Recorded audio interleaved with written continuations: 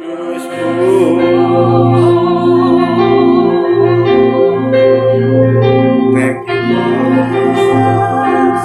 setiap kami diperbesar kapasitasnya untuk menampung akan minyak yang baru. Amin. Berikan kami keberanian untuk menumpahkan minyak-minyak lama yang sudah berbau busuk, Tuhan. Ajari kami untuk berani untuk membalik setiap tempayan atau buli-buli minyak yang mengendap, yang berisi endapan minyak-minyak lama. Sehingga apa yang datang dari Tuhan yang baru tidak tercampur dengan minyak yang lama. Karena apa artinya semua yang baik tapi terkontaminasi dengan semua yang lama, semuanya akan menjadi sia-sia. Aku berdoa untuk setiap rekan-rekan kami, para pelayan-pelayanmu di tempat ini. Mereka orang-orang luar biasa yang mencari wajah-Mu, dan biar mereka menemukan akan Engkau, Tuhan. Di saat mereka merendam diri mereka dalam hadirat Tuhan, mereka menjadi seperti tanah liat yang mudah untuk dibentuk. Karena setiap gumpalan padat dari tanah liat yang keras dibuang, sehingga tangan penjunan akan leluasa membentuk mereka menjadi seperti yang diinginkan. Aku berdoa demi nama Yesus.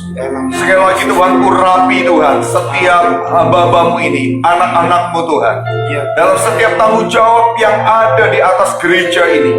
Aku cuma percaya satu perkara, bila Engkau di pihak kami, siapakah lawan kami?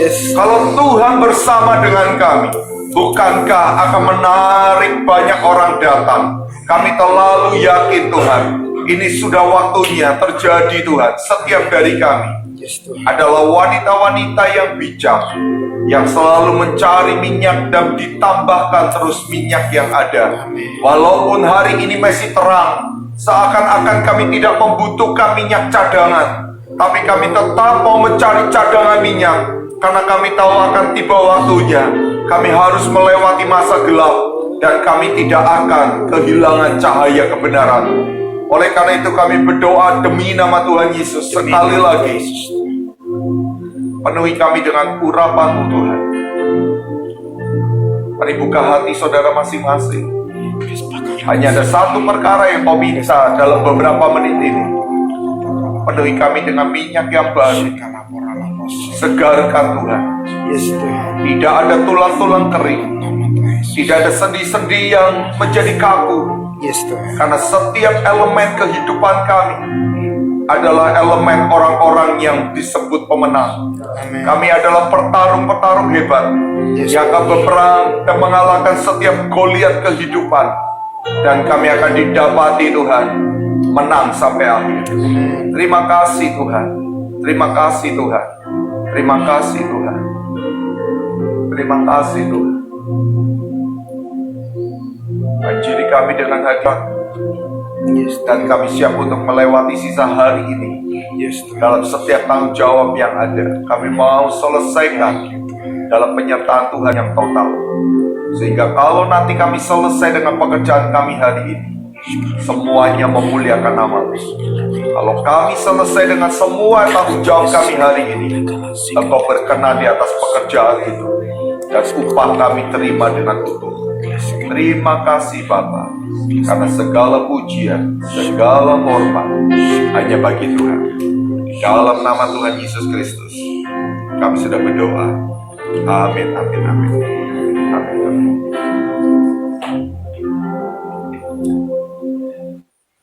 Mungkin aku share sedikit ya. Tadi aku minta sama Cisusan sebetulnya seminggu yang lalu kali, atau berapa hari yang lalu ya, bilang saya ada acara di Salatiga. Sebetulnya saya ada acaranya di Salatiga, tapi saya dengar dari Cisusan, saya happy banget gitu, karena rekan-rekan semua hamba-hamba Tuhan gitu ya, teman-teman orang-orang Lewi yang ada, semua dari Anda sekalian yang ada di gereja ini, saya percaya Anda Lewi dan Anda melakukan tugas imam. Nah, oleh karena itu saya senang banget waktu dengar, oh sekarang ada doa setiap siang gitu.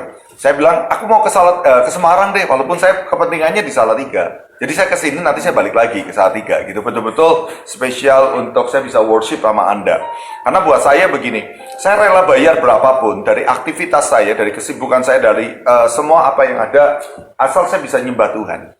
Itu yang ada. Dan itu hidup saya selama saya sekian puluh tahun jadi hamba Tuhan. Saya suka berendam di dalam hadirat Tuhan. Nah, saya mau ceritain sedikit aja, sederhana banget. Pengalaman saya dalam menyembah Tuhan, dalam worship, terutama dalam 3 tahun terakhir, masuk pandemi gitu ya. Saya tuh bersyukur sekali gitu. Karena pada waktu awal pandemi Maret, kita worship, kita nyembah Tuhan. Memang sebelumnya udah biasa nyembah Tuhan, tapi saya percaya bahwa saya harus cari Tuhan lebih kuat lagi. Lalu orang mulai asik main Zoom, ya kan, ibadah Zoom, bla bla bla Zoom, semua hamba Tuhan Zoom, prayer meeting Zoom, worship Zoom, bla bla bla, dan sampai akhirnya saya dipercaya untuk pimpin acara namanya Tahtanya. 24 kali 40 jam worship, 24 kali 40 jam worship non-stop sampai Agustus. Nah, oke, saya pimpin hampir 24 jam kali 40 hari. Ya, begitulah ya. Jadi dihitung aja berapa tuh jumlahnya. Nah, saya udah sampai kayak nggak tidur gitu, ngurusin gitu ya kan, bergiliran. Tapi gini, kemudian saya berkata sama Tuhan, Tuhan, aku selesai dengan membuat program itu dan saya mau diam sama Tuhan aja. Saya berhenti dari Zoom.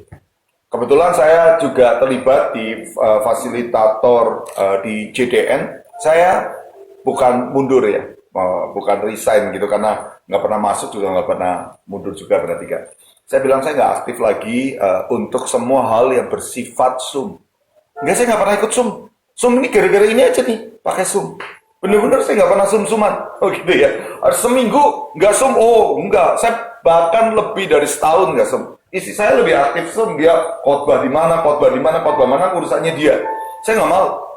Anda tahu kenapa? Karena saya bilang, aku nggak mau kesedot sedemikian rupa gitu ya, maksudnya aku sibuk hanya di gini Zoom, gua nyembah Tuhan bawahnya celana pendek kayak gitu. Aku nggak full heart gitu, nggak sepenuh hati, karena aku nggak berikan hidupku dalam ekspresi yang sungguh menghadap Raja di atas segala raja. Saya hormati hadirat Tuhan. Nah, yang membuat saya kagum dengan Tuhan ada gini, selama masa pandemi ini saya pendeta, saya gembalakan gereja, dan sampai hari ini saya belum pernah melayani kematian karena jemaat saya mati karena COVID. Jadi jemaat saya nggak ada yang meninggal karena COVID. Lalu kemudian, Bapak berarti nggak kena COVID, saya 2 kali lah kena. Seperti kayak gitu. Oke, sekeluarga, rombongan ya kan, karena family kan, ya akrab semuanya kena gitu. Oke, tapi nggak ada satupun jemaat saya yang meninggal karena COVID, dan saya harus melayani pemakaman dengan semua atribut baju robot. Nggak pernah. Jemaat saya hanya 1 orang yang terpaksa harus masukkan ke dalam ya isolasi, dirawat gitu ya. Hanya 1 orang aja, dan itu sehat kemudian. Nggak ada masalah. Nah, mungkin tanya kenapa? Bukan karena prokesnya bagus, karena apa? Tapi pada waktu pandemi sampai hari ini saya nyembah tuh pagi, siang, malam gitu. Bener-bener saya nggak sibukin yang lain, saya cuma isi dengan worship gitu. Setiap malam saya kumpulin keluarga saya bangun namanya Mesbah Keluarga. Hanya keluarga saya nyembah Tuhan. Anda bisa bayangkan ya, gereja ngalamin krisis banyak sekali. Lagi problem pandemi, jemaat berkurang otomatis, karena sebagian jemaat ada yang mau kebaktian online. Dan Anda tahu, kita bicara jujur, persembahan tuh turun gratis loh.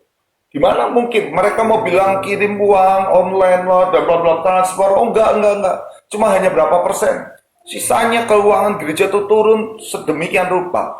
Banyak hamba Tuhan angkat tangan dan pengertian, wah berat banget gereja dengan mas gini. Tapi saya mau jujur mau ceritain sampai Anda.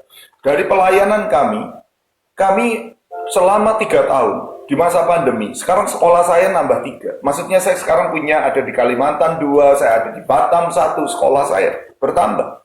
Gereja-gereja bertambah jadi 7. Dan itu bertambah terus. Di tengah-tengah masa pandemi, orang lain berhenti, kita jalan. Kenapa? Apakah kita sumber uangnya terus-terusan ada? Oh, saya sama menghadapi krisis dengan yang lain. Tapi di dalam hadirat Tuhan, Tuhan memberikan begitu banyak keajaiban di dalam kehidupan. Saya bisa lihat terobosan yang luar biasa. Aku bisa ganti mobil baru. Aku diberkati Tuhan. Jemaat juga apa? Mau orang bilang berkat, oke, berkat pasti berlimpah. Dan saya bisa nikmati itu. Tapi harus berani. Kayak gini nih, nyembah Tuhan. Dimanapun, jamnya 12, gua berhenti nyembah Tuhan. Tadi saya sudah nyampe di depan tuh. Pas jam 12 kan, aku langsung masuk gitu. Aku komitmen sama Tuhan. Sesibuk apapun, saya ini nggak bisa disetirin orang, saya harus nyetir sendiri. Dari Purwokerto ke Jakarta, Jakarta apa segala macam, nyampe Purwokerto setengah 7, jam 7 saya udah lari naik ke Menara. Itu ada Cisusan Jasa ngerti. Aku mesti doa, walaupun kayak apa ngantuk matanya jendol begitu, aku worship nyembah Tuhan. Dan saya nggak pernah PHK satupun pemimpin ataupun orang-orang Bani Asap saya. Di gereja saya gereja kecil, tapi dari sejak saya mengembalakan, saya selalu punya tim musik yang full time. Saya bisa nggak punya full time untuk staf pastoral, tapi saya punya full time untuk pemain musik saya. Karena saya tidak mau pemain musik saya itu bukan full time. Setiap hari nyembah Tuhan bareng istri saya. Dia selalu nyembah Tuhan full time saya untuk nyanyi nyembah Tuhan gitu. Nah, kenapa sih kok seperti itu? Nah, saya tutup dengan bagian ini. Mari coba kita renungkan. Waktu Yesus mensucikan atau mentahirkan bayi suci, ingat nggak Yesus ngamuk, meja-meja itu dibalikin, ya kan? Karena apa? Dikatakan bahwa di situ ada banyak orang jualan, ada lembu, domba, ada merpati. Gereja hari ini itu sudah jadi industri. Gereja itu bisnis. Anda tahu kan? Anda kerja di sini, itu bisnis besar, ya kan? Menjual satu figur. Ya kan, satu figur yang akan menyedot banyak orang karena figur itu bisa jadi pengkhotbah yang baik. Lalu figur itu akan di-branding sedemikian rupa. Kan produk kan. Kalau Anda jualan apa? Oke, air mineral. Kita harus branding ini sedemikian rupa dan iklankan sedemikian rupa, viralkan sedemikian rupa, dan kita membangun jaringan dan kita buat agen, kita buat banyak hal, dan itu akan membuat pemasarannya ini bagus. Akan penjualannya bagus. Jujur aja, gereja sama. Gereja udah jadi industri. Ya kan? Kita coba untuk tarik customer kita sedemikian rupa. Kita panggil banyak hamba Tuhan terkenal. Kita panggil banyak band-band rohani terkenal. Kita tarik kesaksian 1-2 artis rohani, bla bla bla dan lain sebagainya. Untuk apa sih jujur? Kan narik orang datang, narik konsumen datang. Kenyataan, gereja jadi industri. Gereja jadi bisnis besar. Dan tahukah saudara, Tuhan mesti datang, Yesus mesti datang, itu ditumbang balikan semuanya. Apa? Meja-meja orang bisnis di dalam gereja. Ditumbang balikan semuanya. Dan itu harus terjadi. Anda tahu kenapa sampai gereja, bait suci, jadi industri, jadi bisnis? Karena selama 400 tahun, kalau Anda membuka Alkitab buku kita akan menemukan satu lembar antara perjanjian lama dengan perjanjian baru. Ada satu lembar kosong, bersih tanpa ada apapun. Kita belajar teologi, kita ngerti. Itu artinya 400 tahun. Tanpa ada firman, tanpa ada nubuatan, tanpa ada perkataan Tuhan kepada siapapun. Kepada abdi Allah siapapun. 400 tahun, tidak ada komunikasi antara manusia dengan Tuhan. Sebetulnya udah diingetin. Di dalam Maliaki pasal 4. Kita mengerti, firman Tuhan berkata apa? Di saat hati Bapa kembali kepada anak, hati anak kembali kepada Bapa. Sekali lagi dikatakan di bagian terakhirnya, maka Tuhan akan membuat supaya bumi ini tidak dimusnahkan. Tapi dalam bahasa Inggris yang kita mengerti, bicara tentang apa? Dilepaskan dari kutuk. Saya percaya gereja di akhir zaman sedang hidup di dalam kutuk. Kutuknya adalah apa? Gereja jadi industri, gereja jadi bisnis. Gereja bukan jadi tempat orang sibuk ketemu Tuhan, orang menyembah Tuhan. Kalau buat saya, staf saya semuanya, sekian belas orang, semua yang ada di kantor gereja saya, yang utama itu harus worship, nyembah Tuhan. Ketemu pendetanya, lagi nyembah terlalu. Aku selalu, orang tahu saya nyembah Tuhan. Dan membuat gereja kami. Saya baru khotbah kemarin hari Minggu. Saya paling tidak setuju, ada orang berpikir, bangun gereja, penyembahannya kuat, nanti di situ selalu ada hadirat Tuhan. Kita masuk, ada orang bilang, aduh masuk gereja ini hadirat Tuhannya mencekam. Oh kayaknya nggak ada hadirat Tuhan. Kesalahan terbesar orang adalah gini, hadirat Tuhan itu diletakkan di dalam gereja, bukan di dalam hidup. Hadirat Tuhan itu diletakkan di dalam diri kita, bukan di dalam gedung gereja. Kalau gedung gerejanya macam begini, yang hanya dipakai hari Minggu doang, Anda kasihan nggak sama roh Tuhan? Berarti hari Minggu roh Tuhannya dipuja. Hari Senin sampai Sabtu ada yud lah, oke. Hari Sabtu udah ada yud sedikit. Artinya dari Senin sampai Jumat atau hari Senin sampai Sabtu, Roh Kudusnya diam di dalam gedung itu, ditinggal sama kita semuanya. Kitanya sibuk dengan semua bisnis kita, tapi itu nggak diurusin. Karena sebetulnya gini, kita lupa meletakkan roh Tuhan itu atas pribadi lepas pribadi. Harusnya roh Tuhan itu ada di sini. Dan pada waktu setiap orang berkumpul dalam satu roh yang sama, frekuensi yang sama, firman Tuhan katakan apa? 2-3 orang bersahati, Tuhan datang. 2 orang sepakat, minta apapun, pasti akan digenapi. Kembali back to the Bible, kita akan lihat akan mukjizat Tuhan. Oleh karena itu, sekali lagi thank you, aku boleh bareng sama Anda. Karena sebetulnya tahun 2019 kali ya, Ci, apa tahun 2020 ya, aku masih sempat kemis ngisi atau apa gitu ya, worship ya. Setiap kali apa aku mau minta, aku maunya worship sama-sama. Aku bawa pemain musikku nggak masalah, aku bawa itu. Aku suka dimanapun untuk worship. Aku bareng Pak Tony ya, mau worship di Jakarta, aku worship dimanapun. Aku pergi ke luar pulau, pergi kemana-mana dengan timku. Aku bilang aku cuma mau worship aja, aku nggak mau khotbah. Aku lebih suka untuk worship. Saya bikin KKR, saya nggak cantumin nama saya. Semua sama worship aja, cuma worship. Dan saya percaya gini, ini tahun yang ajaib. Kita tahu ini tahun Semita dan artinya tahun ke-49 gitu ya. Dan kita tahu ini tahun kelepasan, tahun 77 gitu ya, 7 kali 7. Proklamasi Indonesia itu sekarang yang ke-77. Oke, benar kan? 7 kali 7, 49 tahun Semita. Ngepas-ngepasin doang, saya umurnya 49 hari ini. Oke ya, jadi ini hanya ngepas-ngepasin doang gitu ya, dikatuk-katukin gitu lah ya, sok rohani aja. Oke, jadi saya cuma percaya gini, tahun ini adalah tahun penentuan. Kita mesti belajar merilis semua cara berpikir yang lama kita, tradisi gereja, itu dirilis. Karena tahun besok, masuk tahun Yobel, yaitu tahun setiap dari kita mengerti. Itu tahun kemenangan, tahun kelepasan untuk setiap dari kita. Saya cuma berdoa, saya hanya berdoa bahwa Anda sekalian yang udah nangkep akan rencana Tuhan sebagai seorang worshiper, nggak perlu harus suaranya bagus. Suara saya itu jelek banget gitu. Saya mau nyanyi gitu ya, kadang orang saya bersiul aja orang bisa pingsan gitu kan. Suara saya nggak bagus gitu. Tapi saya nih orang nekat. Nekat apa? Nekatnya nyembah Tuhan terus. Nyembah Tuhan. Dan nyembah Tuhannya gila-gilaan gitu. Saya lagi problem RB saya rusak tutsnya. Orang kalau lihat RB saya bingung. Sampai saya servisin RB ke Jakarta, orangnya bingung. Kenapa RB tutsnya sampai jebol? Jebolnya bukan karetnya, tapi tutsnya itu bolong. Anda tahu kenapa? Karena buat pakainya RD, itu worship, itu 24 jam. Jadi, hidup terus 24 jam gitu. Saya prinsipnya gitu, alat musik rusak apa nggak masalah, yang penting aku worship 24 jam. 24 jam nggak berhenti.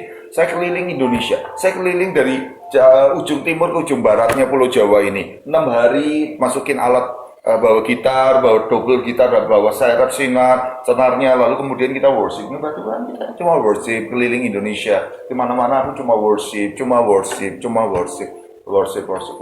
Hanya gitu doang. Kata, apa sih? Karena menghadirkan Tuhan.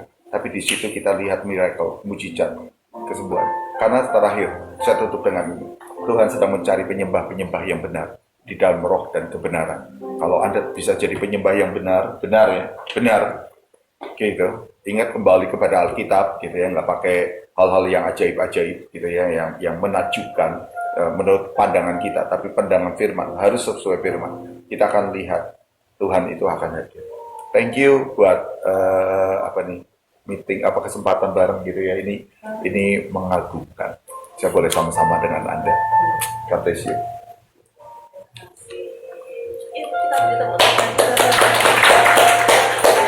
Kasih Pak Samuel hadir di sini menyemangati kami. Semangat. Iya, menyemangati kita ya. Harus. Susah banget.